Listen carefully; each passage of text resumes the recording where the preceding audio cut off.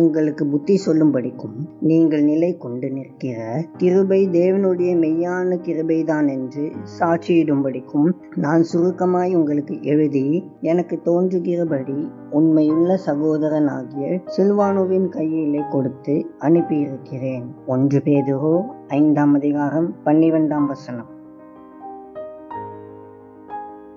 வாழ்க்கையின் பாதையில் நாம் பல இடர்பாடுகளை சந்திக்கிறோம். ஆனால் நாம் எதை சந்தித்தாலும் நம்மை தாங்கி நடத்த தேவனுடைய கிருபை இருக்கிறது என்று நாம் நம்பிக்கையுடன் இருக்கலாம். நாம் சோதிக்கப்படும் போது பாவம் செய்வதை தவிர்க்க தேவனுடைய கிருபை நமக்கு உதவுகிறது. நாம் சோர்வாக இருக்கும் போது தேவனுடைய கிருபை நம்மை நிலைநிறுத்த உதவுகிறது. நாம் கஷ்டப்படும் போது தேவனுடைய கிருபை தொடர்ந்து முன்னேற உதவுகிறது. அன்பின் தகப்பனே, உமக்கு ஸ்தோத்திரம். கர்த்தாவே, இந்த நல்ல நாளுக்காக நன்றி.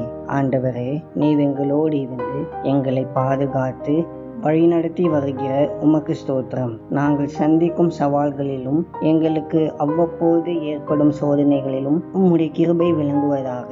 எங்களை தாழ்த்தி உம்மிடம் ஒப்படைக்கிறோம். இயேசுவின் மூலம் ஜெபிக்கிறோம் பிதாவே. ஆமேன்.